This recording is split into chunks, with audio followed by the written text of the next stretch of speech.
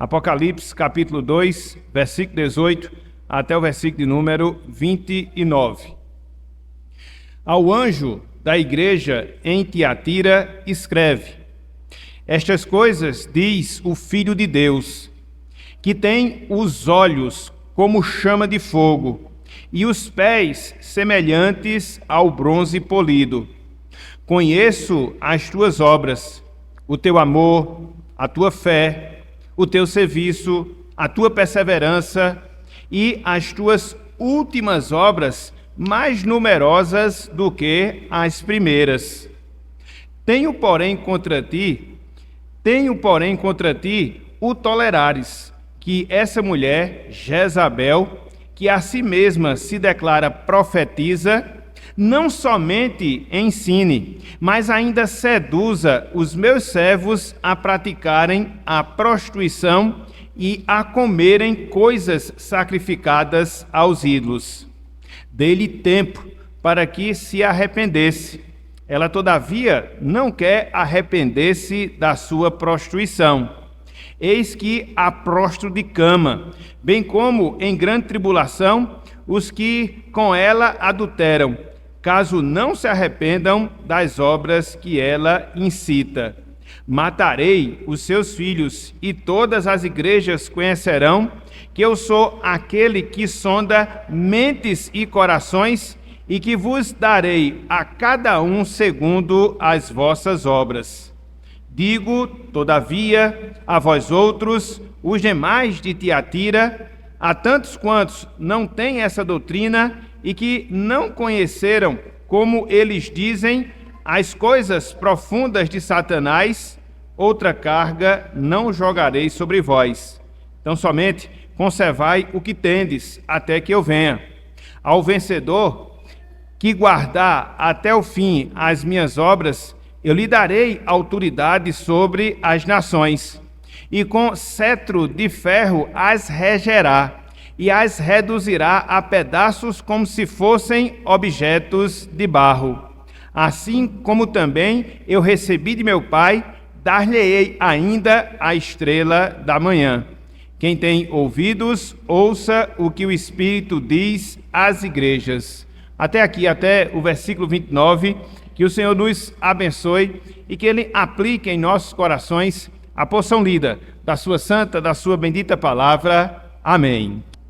Meus irmãos, minhas irmãs, meus amigos, minhas amigas, hoje pela manhã nós fizemos uma observação interessante dentro da introdução da lição que nós havíamos ministrado, ou que nós estávamos a ministrar, em relação à questão do incômodo que você tem muitas vezes quando você dirige um carro e que alguém fica dando pitaco, sugestionando. E aí é algo de fato incômodo.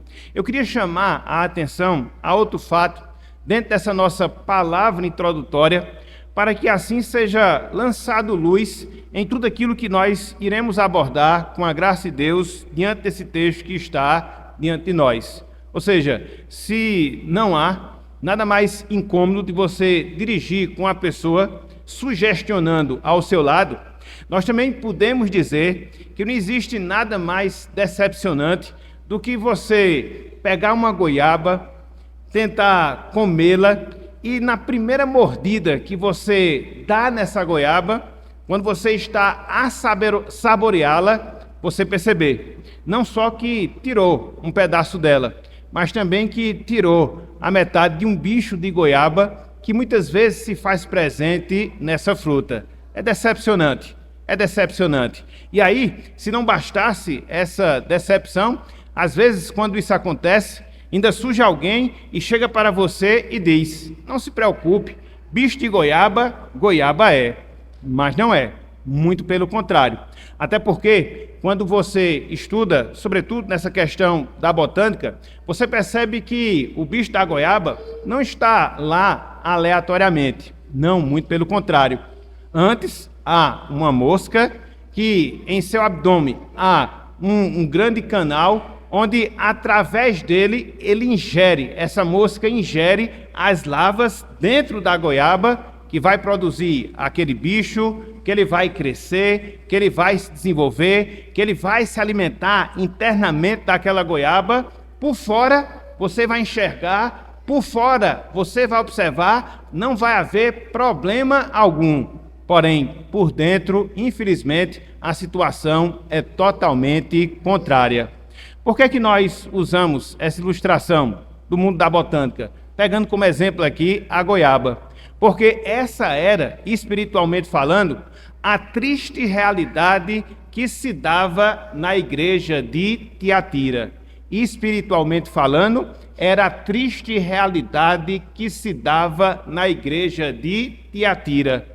Aparentemente, por fora, externamente, era uma igreja que estava ativa, era uma igreja que apresentava algumas virtudes, era uma igreja virtuosa, vamos assim dizer, porém, dentro dela estava se desenvolvendo um grupo de pessoas alimentados por ensinos contrários à palavra, que, se não fosse cuidado, levaria a igreja não só aos falsos ensinos, mas também ao mundanismo, mas também à imoralidade. Então, é o grande problema que muitas vezes nós temos que lidar em relação em nossas vidas. De vermos algo no sentido externo, de vermos algo no sentido aparente, mas não percebermos para aquilo que há dentro, para aquilo que há no seu interior.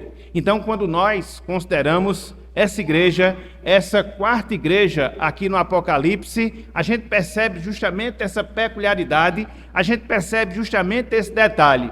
Era uma igreja que apresentava virtudes, mas dentro dela estava se desenvolvendo ensinamentos, práticas, condutas contrárias, totalmente contrárias à palavra de Deus, ao Evangelho de Jesus Cristo. Então, é por isso, meus irmãos, é por isso, meus amigos, que na noite de hoje eu queria que nós considerássemos alguns pontos. Eu queria que nós considerássemos algumas verdades relacionadas a essa igreja, que também tem certa aplicação e implicação para as nossas vidas. Então, o tema da nossa mensagem na noite de hoje é a igreja de Tiatira lutando para manter uma fé pura. A igreja de Tiatira lutando para manter uma fé pura. E quando eu falo fé, eu falo no sentido de doutrina.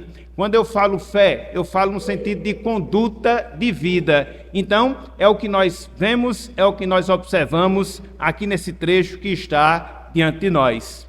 Para quem não sabe, meus irmãos, para quem não sabe, meus amigos, a cidade de Tiatira era a cidade mais insignificante das demais cidades que são citadas aqui no livro de Apocalipse, capítulo 2, capítulo 3. A cidade de Tiatira não era uma cidade tão importante sob o ponto de vista político. A cidade de Tiatira não era tão importante sob o ponto de vista comercial, não, muito pelo contrário.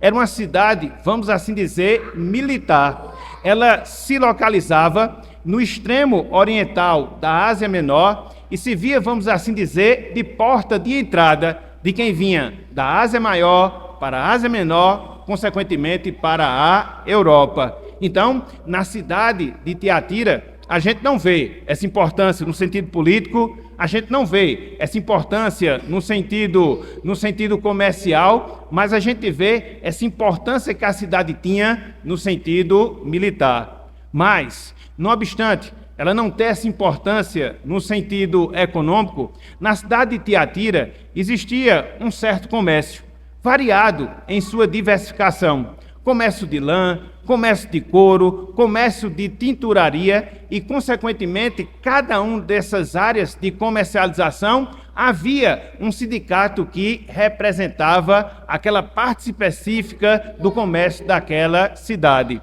É por isso que quando a gente vê o livro de Atos dos Apóstolos, quando a gente vê o apóstolo Paulo pregando lá na cidade de Filipos, ele salva uma mulher chamada Lídia, que era justamente da cidade de Tiatira e que era vendedora de púrpura. Muito provavelmente ela estava ali em Filipos, como representante comercial da sua cidade, dentro dessa atividade comercial específica. E foi lá que ela encontrou a Cristo, foi lá que ela foi alcançada pelo Evangelho. Então, uma vez que nós damos essas considerações, uma vez que a gente dá essas informações iniciais em relação à cidade de Tiatira, com implicação para aquilo que nós veremos daqui a alguns instantes, agora, meus irmãos, agora, meus amigos, eu queria que nós olhássemos para esse texto e observássemos alguns pontos, observássemos algumas verdades dentro desta carta que Cristo escreve àquela igreja,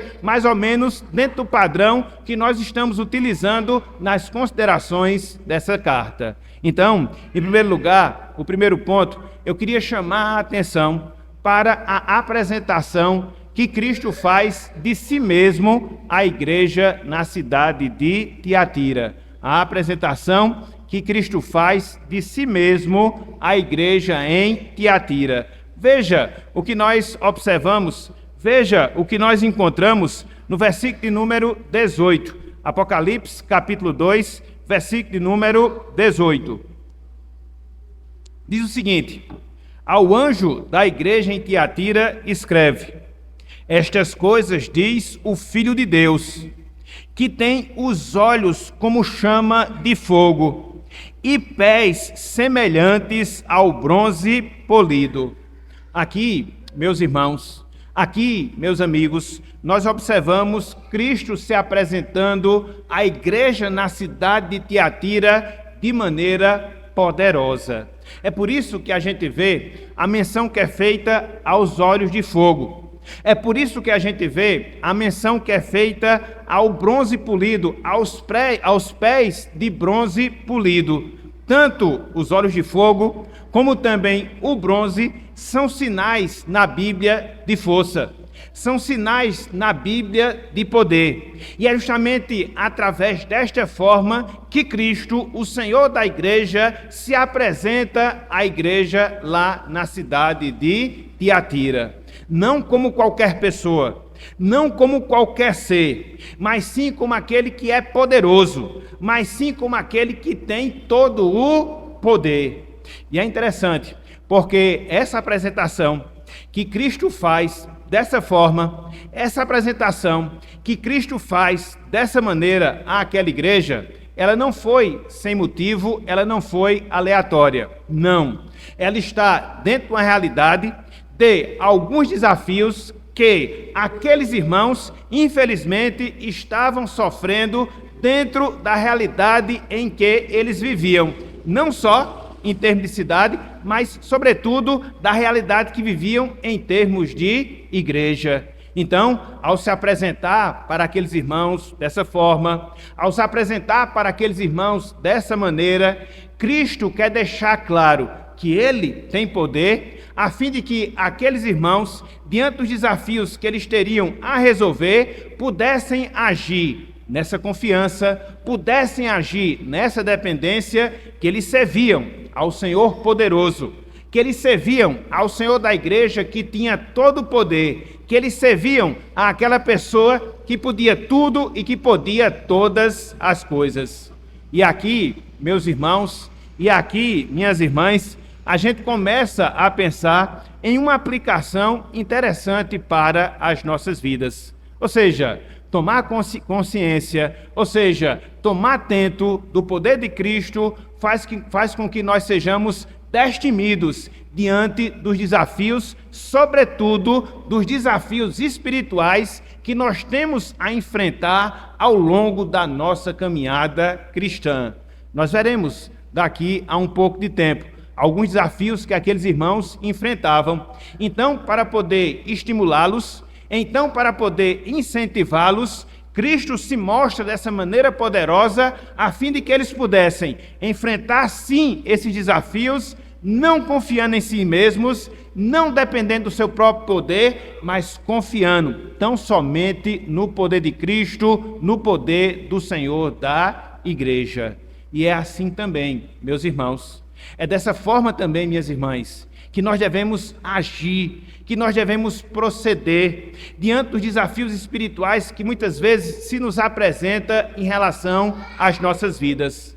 Talvez você não pare, talvez você não reflita, mas nós temos sim contínuos desafios espirituais em relação às nossas vidas. O desafio de crescer espiritualmente, o desafio de vencer as tentações, o desafio de resistir na fé, o desafio de suportar as tribulações, e a gente não consegue superar essas dificuldades, a gente não consegue suplantar essas barreiras se nós não confiarmos no nosso Senhor. Não em qualquer Senhor, mas o Senhor que é poderoso, que se apresenta com olhos como chamas de fogo, que se apresenta com pés de bronze polido, para justamente nos estimular, nos incentivar, e assim nós possamos nos deparar e enfrentar esses desafios na sua confiança, na sua dependência. Foi por isso, meus irmãos, foi por isso, meus amigos, que Cristo se apresenta dessa forma, que Cristo se apresentou dessa maneira à igreja em Tiatira. Então, no primeiro momento, o que é que nós observamos? A apresentação. Como Cristo se mostra, como Cristo se apresenta à igreja de Tiatira, de maneira poderosa, a fim de estimulá-los aos desafios espirituais que eles tinham e tinham pela frente. Mas não só isso. Seguindo aqui na sequência do texto, nós observamos um segundo ponto, nós observamos uma segunda verdade. Ou seja, se de um lado a gente acabou de ver a maneira através da qual Cristo se apresenta à igreja de Tiatira, no segundo momento nós observamos também os elogios que Cristo faz à igreja de Tiatira. Os elogios que Cristo faz à igreja de Tiatira. Veja aí o que nós encontramos no versículo 19. Apocalipse, capítulo 2, somente o versículo de número 19. Diz o seguinte, a palavra do Senhor: conheço as tuas obras, o teu amor, a tua fé, o teu serviço, a tua perseverança e as tuas últimas obras mais numerosas do que as primeiras. Aqui você observa o conhecimento detalhado que Cristo tinha da igreja de Tiatira. Mas conhecimento em que sentido? No sentido específico das suas qualidades, no sentido específico das suas virtudes. Aqui, conforme nós observamos, Cristo ele aponta pelo menos 6 qualidades.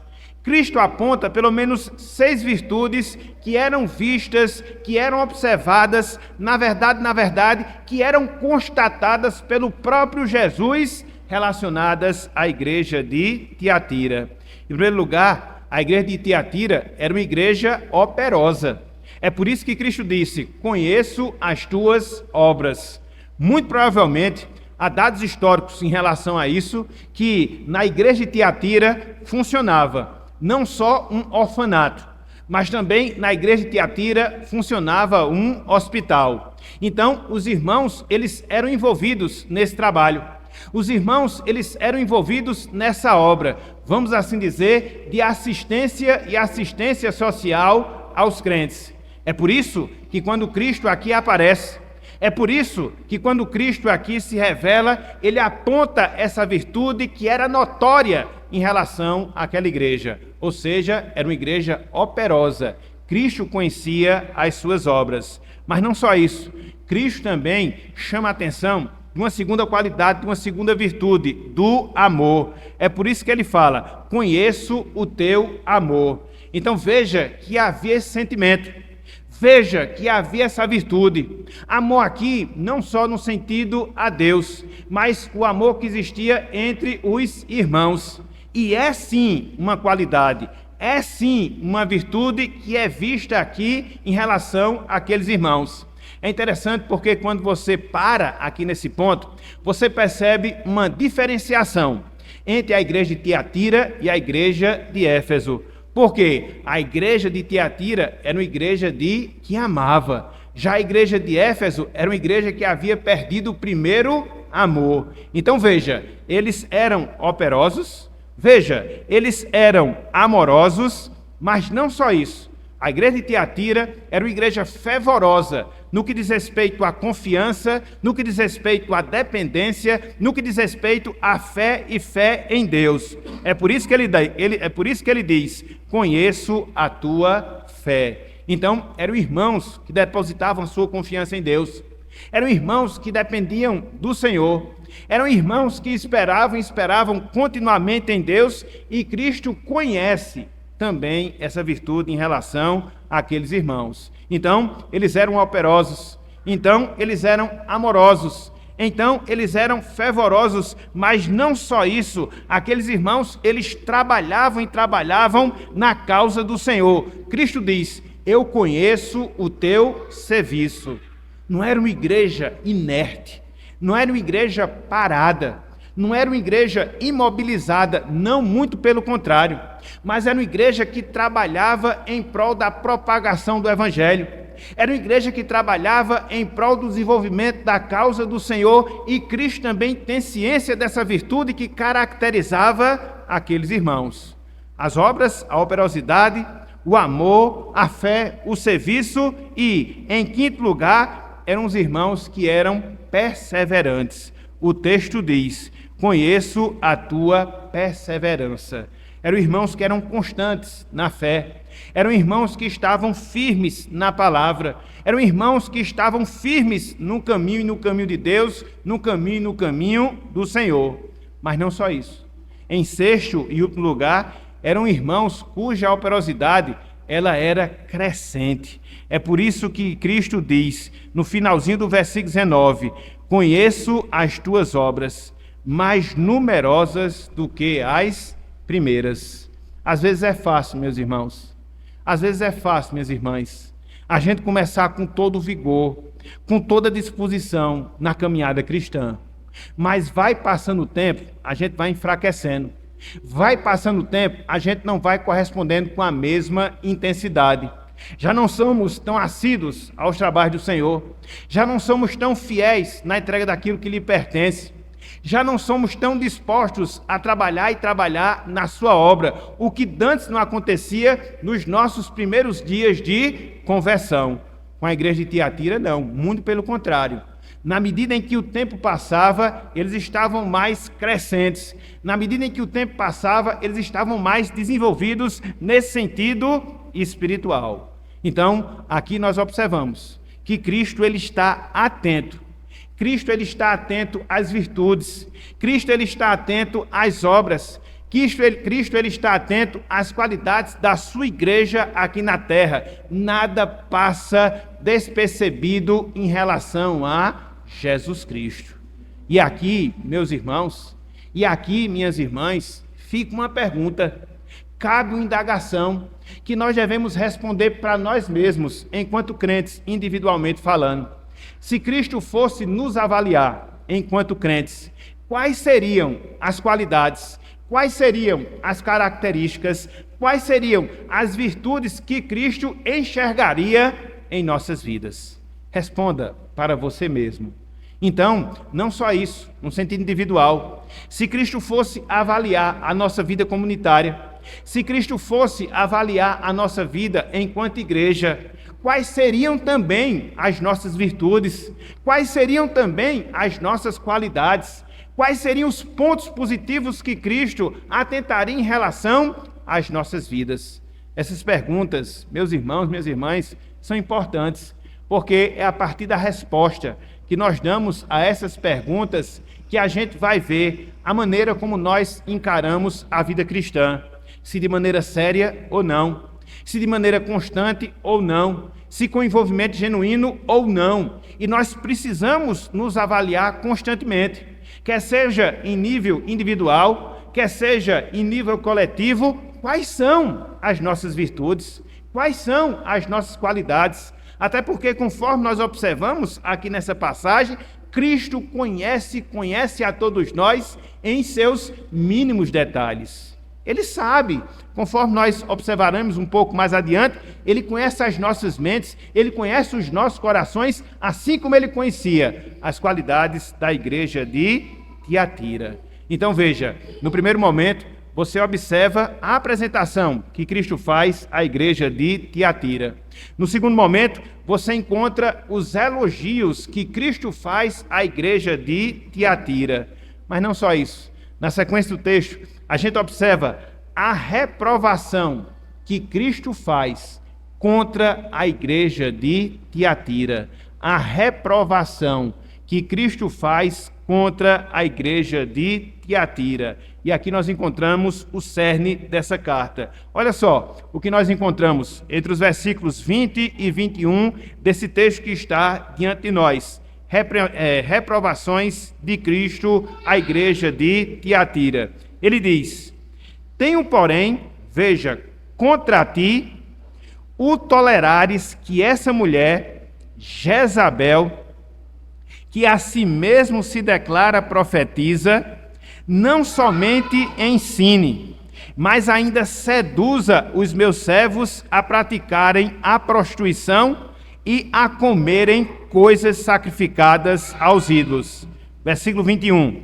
Dei-lhe tempo para que se arrependesse. Ela, todavia, não quer arrepender-se da sua prostituição. Aqui você encontra Cristo condenando a tolerância que, infelizmente, a igreja de Tiatira estava dando em relação a uma mulher, Jezabel.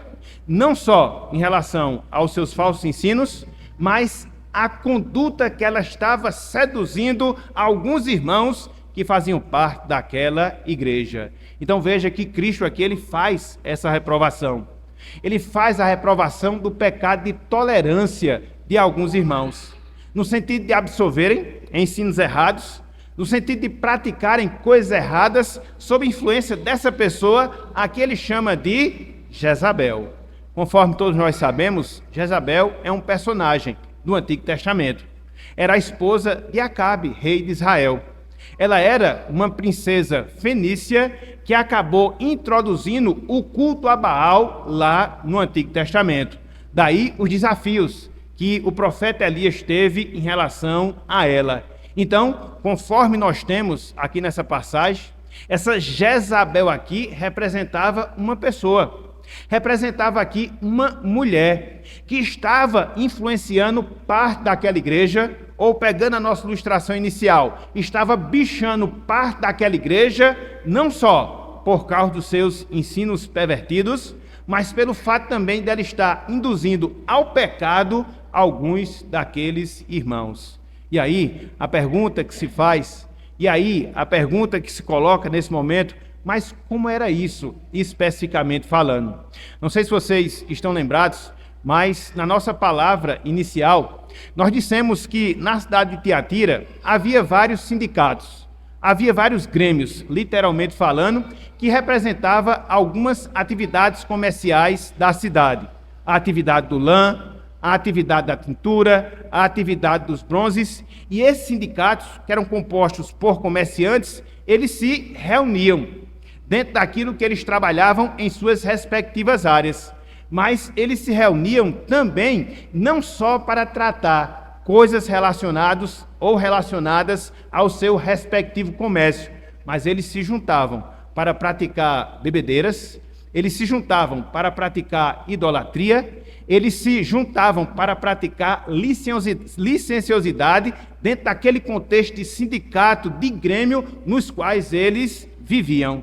E aí entrava essa pessoa, que aqui é referida como Jezabel, que era alguém da igreja que permitia que isso acontecesse sob a justificativa de quanto mais aqueles irmãos, quanto mais aqueles crentes comerciantes se envolvessem nessas coisas, mais eles entenderiam as profundezas de Satanás, conforme ele observa mais adiante, e aí eles estariam aptos para enfrentar o inimigo das suas almas. Veja que doutrina perniciosa.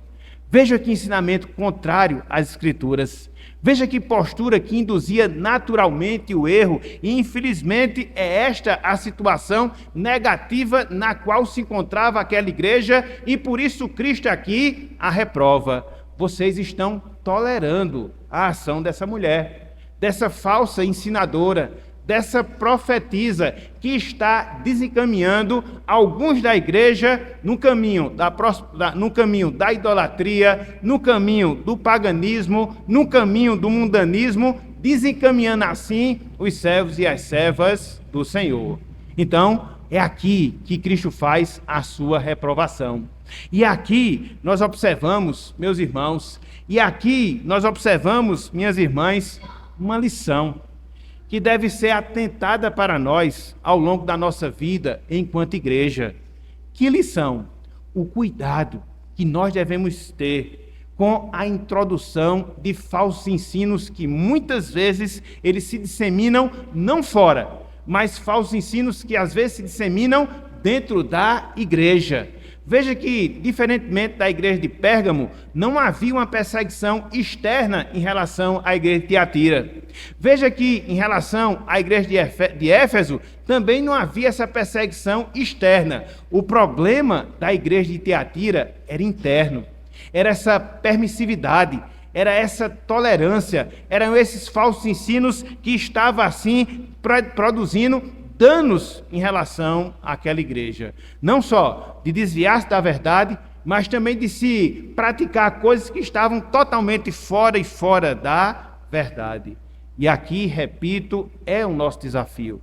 O desafio enquanto igreja, o desafio enquanto povo de Deus. Para quê? Para nós batalharmos e assim preservarmos a nossa doutrina, a nossa ortodoxia, a nossa prática litúrgica, não permitindo que invenções venham adentrar o nosso meio e assim nos desviem, infelizmente, da verdade da palavra. Hoje, infelizmente, meus irmãos, minhas irmãs, essa é a triste realidade com a qual lida a Igreja de Cristo em nossos dias. E quando eu falo a Igreja de Cristo, eu me refiro àquela parte da Igreja de Cristo que é composta até de pessoas doutrinariamente corretas, pessoas sensatas em termos de ensinamento bíblico, mas que muitas vezes adotam posturas, adotam práticas, adotam costumes mundanos, ou pelo menos que se assemelhem ao mundo para poder agradar os seus ouvintes. Hoje mesmo, Islane estava fazendo uma observação justamente em relação a isso aí. Um determinado grupo religioso, que eu tenho ainda como sério, que eu a tenho ainda como bíblico, mas com práticas sociais dentro dos seus encontros que estão totalmente contrárias ao ensinamento da palavra do Senhor. Sobretudo nessa época junina na qual nós nos encontramos. E é triste ver que isso acontece. É triste ver que nós somos passíveis dessas coisas. É triste ver que se a gente tolera, esses erros, eles penetram, assim como o bicho da goiaba, e ele vai se proliferando, quando menos espera, destrói toda a igreja de Cristo, no sentido de mundanizá-la, no sentido de pervertê-la, no sentido de afastá-la dos caminhos do Senhor. Então, por isso a reprovação, por isso a correção de Cristo em relação a esse ponto. Mas veja que Cristo não fica apenas na correção. Nós temos, em quarto lugar, a disciplina que Cristo usa em relação à igreja de Tiatira. Veja o que nós encontramos no versículo 22 e também no versículo 23. A disciplina de Cristo sobre a igreja em Tiatira. Olha só o que o Senhor aqui nos fala. Verso 22, verso 23. Eis que há prostro, essa Jezabel, a qual ele tinha mencionado nos versículos anteriores, eis que há prostro de cama, bem como em grande tribulação os que com ela adulteram, caso não se arrependam das obras que ela incita. Matarei os seus filhos, e todas as igrejas conhecerão que eu sou aquele que sonda mentes e corações, e vos darei a cada um segundo as vossas obras. Aqui, meus irmãos, nós observamos Cristo agindo. Aqui, nós observamos Cristo, ele disciplinando, pelo menos alguns, ali na igreja de Tiatira. A começar por Jezabel, bem como as pessoas que ela estava influenciando. E isso acontece. Cristo, como Senhor da sua igreja, ele tem zelo pela sua igreja. E na medida em que ele observa, na medida em que ele constata que a sua igreja está se desviando da verdade, ele intervém nesse processo, fazendo o quê? Chamando aquilo que a gente convenciona dizer, o feito à ordem. E muitas vezes ele usa a vara da disciplina. Aqui no caso, através de enfermidades físicas. Aqui no caso, ameaçando inclusive até com vida aos desobedientes, aos transgressores, aquelas pessoas que estavam absorvendo o ensino de Jezabel, aquelas pessoas que estavam seguindo através das suas condutas e assim se afastando da pureza do Evangelho. Cristo, meus irmãos, Cristo, minhas irmãs, ele não fica inerte diante dos desvios da sua igreja. Ele age. E se a igreja permanece, se a igreja insiste, se a igreja não se volta, se a igreja não se arrepende, ele disciplina no sentido pleno da palavra. Então, é isso que nós observamos. E aqui a gente vê uma luz amarela acendendo-se para nós. O cuidado que eu, o cuidado que você, o cuidado que nós, meus irmãos, minhas irmãs, devemos ter. Não só da maneira através da qual nós pautamos a nossa vida, mas também pela forma como nós nos conduzimos em termos de povo de Deus, em termos de igreja. Veja que ele não poupa a igreja de Tiatira. Ela apresentava virtudes? Sim. Havia uma banda boa na igreja? Sim. Mas também havia uma banda podre, vamos assim dizer. E ele intervém, ele age, ele disciplina, porque ele tem cuidado com os seus. E por isso nós devemos estar atentos. E por isso nós devemos considerar essas palavras. E não ser conivente com o erro. Não ser tolerante com os falsos ensinos. Não abrir mão dos princípios, porque se nós abrirmos, Cristo, ele vai tomar conta e tomar conta em relação a nós. E a Bíblia diz que horrenda coisa é cair na mão dos Deus vivos. Muitas vezes a gente tem uma visão equivocada de Deus, o vendo como uma pessoa bonachona, o vemos como uma pessoa relaxada, que não atenta em relação aos pecados, mas não, meus irmãos. Foi aquilo que a gente cantou no início da nossa programação. Deus, ele é santo, 3 vezes santo, e a sua santidade, ela permeia todos os demais atributos, inclusive a sua justiça. E por causa disso, ele, Deus, não tolera o pecado, principalmente na vida do seu povo. Aqui, o pecado, desvios doutrinários. Aqui, o pecado, perversão moral. E ele intervém agindo com disciplina. Então, veja, ele faz a repreensão, veja, ele aplica a disciplina. Mas não só isso. Em quinto lugar, nós observamos a exortação. A exortação que Cristo faz à igreja em Tiatira. Olhem só o que nós encontramos entre os versículos 24 e também o versículo de número 25. Apocalipse capítulo 2, versículo 24 e também o versículo de número 25. Ele diz o seguinte: digo todavia a vós outros, os demais de Tiatira, a tantos quantos não têm essa doutrina e que não conheceram, como eles dizem, as coisas profundas de Satanás, o que nós falamos agora há pouco, que era o ensinamento de Jezabel, dizendo às pessoas do caminho do Senhor: outra carga não jogarei sobre vós. Versículo 25: tão somente conservai o que tendes até que eu venha. Então aqui Cristo se dirige a uma parte da igreja que não havia sido contaminada com os ensinos de Jezabel, que não havia se desviado da verdade. E qual é a exortação? Qual é a ordem? Qual é o mandato que Cristo faz? Mantenham o desenvolvimento espiritual que vocês já alcançaram. Mantenham o progresso espiritual que vocês já atingiram. A gente viu no ponto 2 os elogios que Cristo faz àquela igreja, seja na operosidade, seja no amor, seja na fé, seja na perseverança, seja na crescente fé, na crescente operosidade que aquela igreja tinha. E com a exortação: mantenham aquilo que vocês conquistaram, mantenham aquilo que vocês conseguiram. Não abra mão por causa das novidades. Não deixe essas coisas desviar de vocês o foco de Cristo, o foco do Salvador. Sigam naquilo aonde vocês estão ou em quem vocês estão. E aqui, meus irmãos, e aqui, minhas irmãs, nós encontramos mais um princípio que deve nortear as nossas vidas.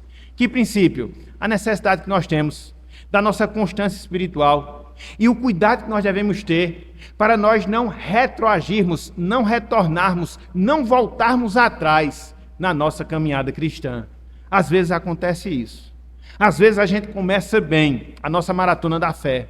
Às vezes a gente progride em termos espirituais, através de um bom conhecimento da palavra, através de uma vida intensa de oração, através de uma dedicação ao serviço, mas muitas vezes a gente não consegue manter o nosso padrão e a gente começa a definhar.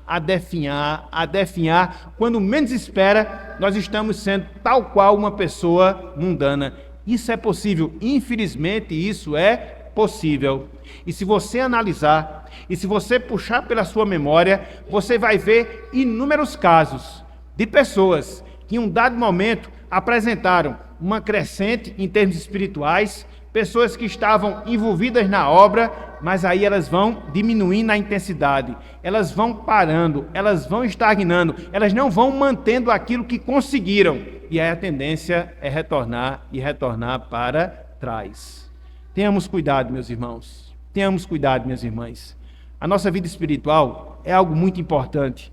Na verdade, a nossa vida espiritual é a coisa mais importante da nossa vida, que a gente deve nutrir, que a gente deve desenvolver, que a gente deve se esforçar, que a gente deve trabalhar para que ela possa se solidificar cada vez mais. Não admitir retrocessos, não admitir problemas, porque se nós abrirmos mão, a tendência natural, repito, é retrocedermos e voltarmos para trás. Então, o desafio que fica para nós, de acordo com essa exortação de Jesus Cristo, é justamente este, que nós possamos manter aquilo que nós já temos até que Cristo venha. Apesar de nós vivermos em um mundo de ponta cabeça, apesar de nós estarmos numa sociedade corrompida, apesar de nós vermos os valores desvalorizados em relação aos padrões morais, mas a palavra de Cristo permanece. Mantenham aquilo que vocês conquistaram, até que eu volte para buscar a minha igreja. Essa é a palavra de Cristo para cada um de nós. Então, nós vimos aqui, em último lugar, a exortação que Cristo faz à igreja em Tiatira. E como é que ele termina essa carta? Como é que ele fecha aqui essa passagem? Com a promessa. Assim como ele faz em todas as outras cartas.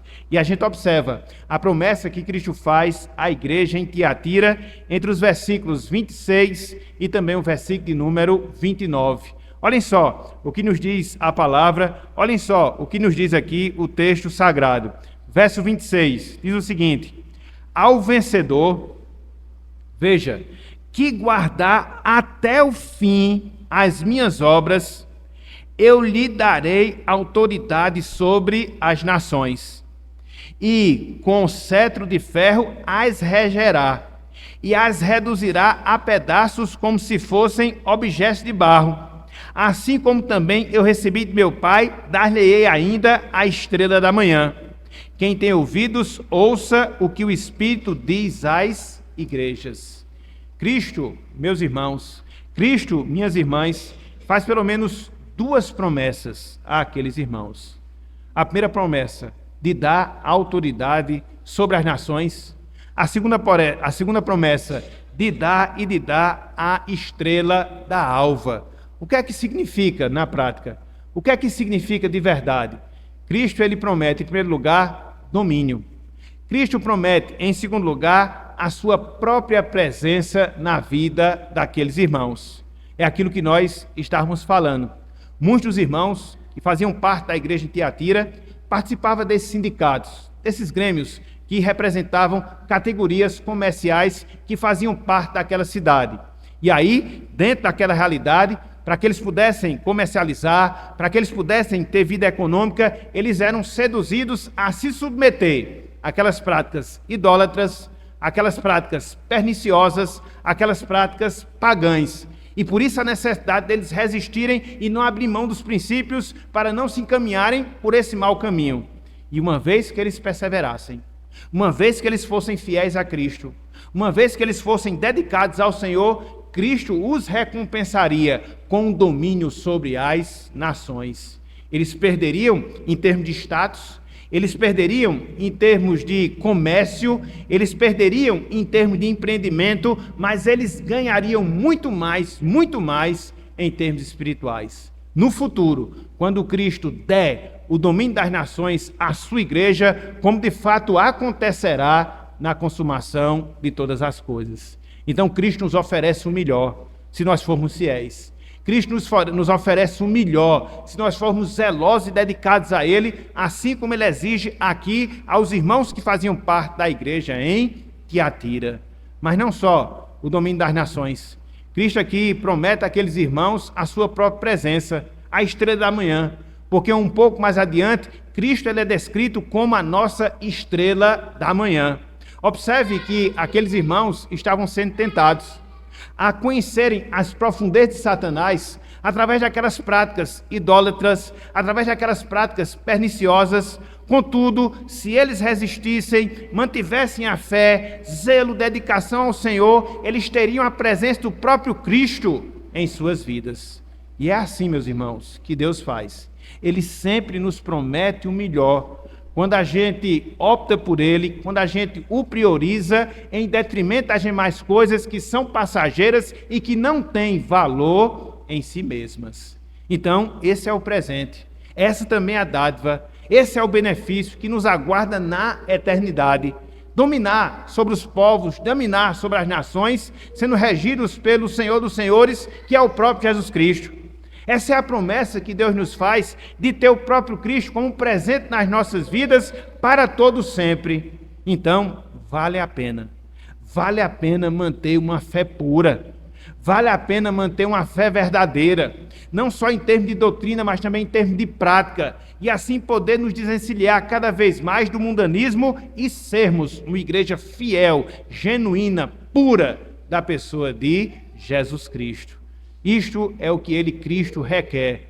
Requereu da igreja de Tiatira e requer de cada um de nós. Então, meus irmãos, minhas irmãs, sigamos por esse caminho, sigamos pelo caminho da dedicação, sigamos pelo caminho do zelo, sigamos pelo caminho da prioridade a Jesus Cristo, para que assim não só possamos experimentar das suas bênçãos presentes, mas muito mais possamos desfrutar das suas bênçãos eternas, para a glória do seu nome.